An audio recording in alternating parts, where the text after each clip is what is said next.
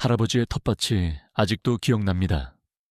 사계절 내내 각기 다른 수확물을 가져다 주고 흙 냄새가 갓 수확한 채소 냄새와 뒤섞이던 곳이었죠. 비싼 비료나 현대적인 도구는 없었지만 모든 밭고랑과 나무는 생명과 열매로 가득했습니다. 그 비결은 무엇이었을까요? 시간이 지남에 따라 완벽해진 단순하지만 기발한 방법들이었고 제가 실천할 때마다 여전히 저를 놀라게 합니다. 그리고 저는 여러분이 이 모든 비법을 알게 되면 여러분의 정원을 완전히 다른 시선으로 바라보게 될 것이라고 확신합니다. 1. 감자 삶은 물감자를 삶은 물에는 전분과 칼륨, 인과 같은 미네랄이 풍부하게 들어있는데 이들은 튼튼한 뿌리, 푸른 잎, 풍성한 수확에 필수적입니다. 할아버지는 이 물을 결코 버리지 않으셨습니다. 그분에게는 무료이고 효과적인 비료였으니까요. 감자를 소금 없이 삶고 물을 식힌 다음 토마토, 피망, 아이피채소 주위에 부어주셨습니다. 이렇게 쉽게 흡수되는 영양분은 식물이 튼튼하게 뿌리내리고 단단한 줄기와 활기찬 새싹을 개발하는 데 도움을 주었습니다. 이 방법은 돈을 절약하고 쓰레기를 줄이며 화학 물질 없이 텃밭을 생명으로 가득 채워줍니다. 요이, 캐모마일차 캐모마일은 아피제닌과 항균 및 항증균 특성을 지닌 다른 화합물을 함유하고 있어 어린 식물에 흔히 발생하는 줄기 썩은병, 흰곰팡이병 등을 예방할 수 있습니다.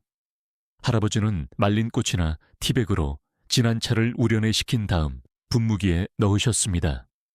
매주 어린 식물, 특히 연약한 식물의 잎과 주변 흙에 부드럽게 뿌려주셨죠.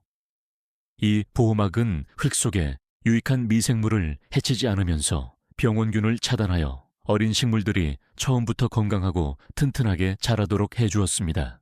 3.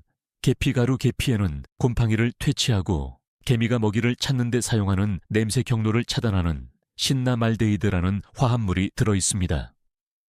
할아버지는 개미를 쫓아내기 위해 줄기 주위나 개미가 다니는 길에 계피가루를 뿌리셨습니다. 씨앗을 심거나 삽목할 때 흙 표면을 얇은 계피층으로 덮으셨는데 이는 곰팡이 발생을 막고 동시에 건강하고 빠른 뿌리 성장을 촉진했습니다. 값싸지만 해충과 어린 식물의 강건함이라는 두 가지 핵심 문제를 해결할 수 있는 재료였죠. 이는 그분이 항상 말씀하시던 간단할수록 결과는 오래간다는 말을 증명했습니다. 4. 밭고랑 만들 때 쓰는 정원 호스, 어디를 파거나 밭고랑을 놓을지 결정하기 전에 할아버지는 낡은 호스를 사용해 배치를 구상하셨습니다. 완벽한 배치를 찾을 때까지 땅 위에 호스를 구부리거나 직선으로 놓거나 도둠 상자 모양을 만들었습니다. 마음에 들면 말뚝이나 스프레이 페인트로 가장자리를 표시하고 흙을 준비하기 시작하셨습니다. 유연하고 움직이기 쉬운 호스 덕분에 영구적인 변화를 주기 전에 오류를 수정하고 길과 공간을 조절할 수 있었습니다. 그렇게 해서 추가적인 작업을 피하고 처음부터 잘 정돈된 텃밭을 만들 수 있었습니다. 5. 마른 콩류를 무료 씨앗으로 활용하기 창고에 있는 마른 콩류가 생산적인 식물로 자랄 수 있는데 왜 씨앗에 돈을 써야 할까요?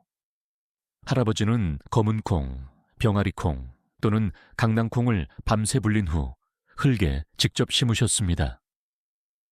약 하 1cm 깊이로 묻고 싹이 틀 때까지 보통 일주일 이내 꾸준히 촉촉하게 유지했습니다.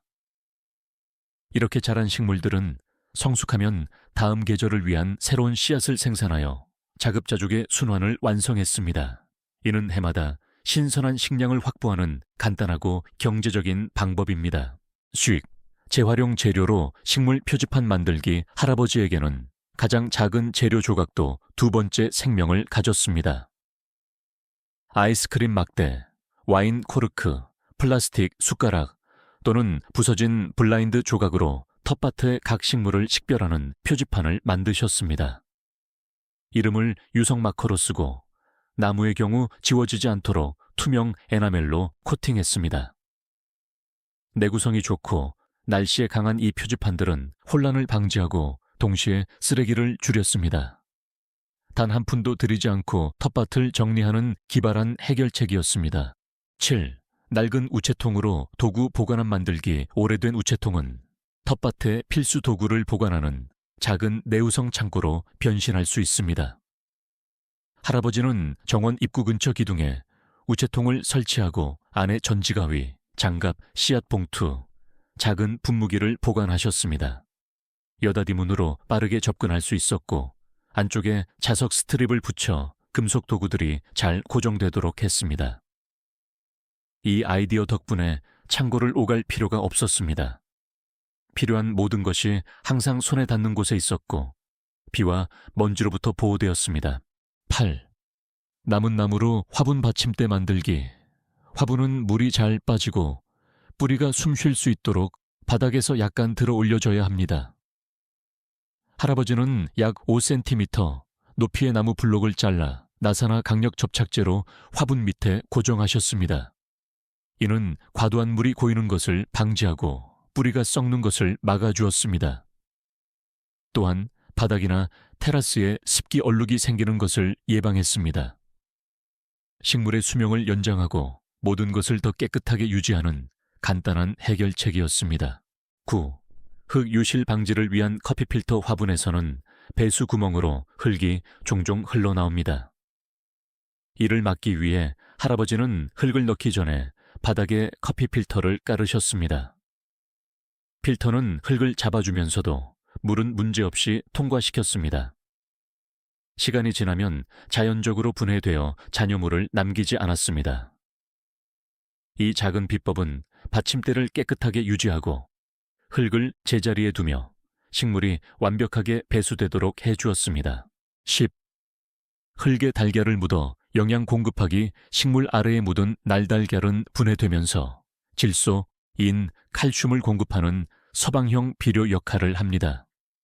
할아버지는 약 15cm 깊이의 구멍을 파고 통째로 달걀을 넣은 다음 심기 전에 흙으로 덮으셨습니다.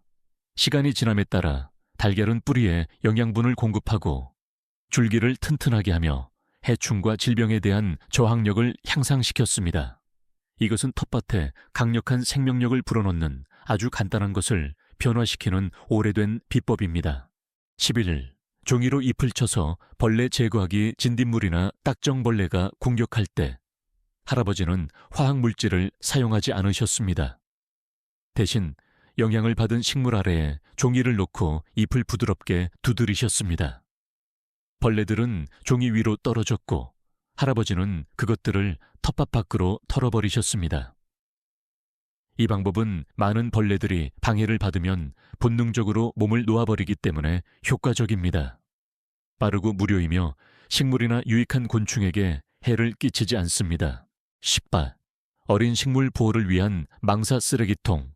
어린 식물을 서리, 새, 토끼로부터 보호하기 위해 할아버지는 금속 또는 플라스틱 망사 바구니를 식물 위에 뒤집어 놓으셨습니다. 망사는 빛, 물, 공기는 통과시키면서도 손상과 급격한 온도 변화에 대한 장벽을 만들었습니다. 또한 재활용이 가능하여 보관했다가 계절마다 사용할 수 있었습니다. 가장 연약한 식물의 생존에 큰 차이를 만드는 간단한 보호 방법이었습니다. 13. 무거운 돌을 옮길 때 PVC 파이프 사용하기. 바위, 통나무 또는 정원에 큰 물건을 옮기는 데는 올바른 기술을 사용하면 무거운 힘이 필요하지 않습니다. 할아버지는 3-4개의 PVC 파이프를 땅에 놓고 그 위에 물건을 올리셨습니다. 그리고 앞으로 나아가면서 각 파이프를 뒤에서 앞으로 이동시키며 굴리셨습니다. 이 시스템은 무게를 분산하고 마찰을 줄여 흙이나 물건의 손상을 방지합니다. 고대 건축가들의 기술에서 영감을 받은 비법으로 힘들이지 않고 무거운 작업을 하기에 완벽합니다. 24. 작은 씨앗을 심을 때 향신료 병과 모래 사용하기. 당근이나 상추처럼 아주 작은 씨앗은 뭉치는 경향이 있어 심기가 까다로울 수 있습니다. 할아버지는 씨앗을 고운 모래와 섞어 뚜껑에 구멍이 뚫린 빈 향신료 병에 넣으셨습니다. 밭고랑 위에 부드럽게 흔들면 모래가 씨앗을 분리하여 고르게 뿌려지도록 도와주었습니다. 이렇게 하면 식물이 너무 빽빽하게 자라는 것을 막고 나중에 속가낼 필요가 없었습니다. 정확하고 경제적인 파종 방법입니다. 15. 잡초 관리를 위한 신문지 화학 제초제 대신 할아버지는 여러 겹의 신문지로 땅을 덮고 틈이 생기지 않도록 가장자리를 겹치게 하셨습니다. 그런 다음 물을 적시고 그 위에 멀치나 흙을 한 겹 내려 추가하셨습니다. 신문지는 빛을 차단하여 잡초 씨앗이 발아하는 것을 막았고 시간이 지나면서 분해되어 흙을 비옥하게 만들었습니다. 이는 텃밭을 깨끗하게 유지하면서 동시에 영양을 공급하는 간단한 방법이었습니다. 돌이켜보면 이 모든 비법은 단순히 정원 가꾸기 기술이 아니라 할아버지가 저에게 남겨주신 삶의 교훈이었다는 것을 깨닫습니다. 그의 텃밭에서는 모든 것이 목적을 가지고 있었고 아무것도 낭비되지 않았습니다. 모든 껍질, 모든 물 한 방울, 모든 인내심 있는 손길이 그러했습니다. 오늘날 제 정원에 이 비법들을 적용하면서 저는 식물만을 키우는 것이 아니라 시간이 흐르면서 사라지는 것처럼 보이는 오래된 지혜의 한 조각을 기르는 것 같은 기분이 듭니다. 이 아이디어 중 어떤 것이든 영감을 준다면 시도해보고 적용하고 공유해보세요. 그리고 기억하세요. 정원은 하루아침에 만들어지지 않지만 여러분이 내딛는 작은 발걸음 하나하나가 할아버지의 텃밭처럼 생명이 항상 피어나는 그 푸른 공간으로 여러분을 더 가까이 데려갈 것입니다.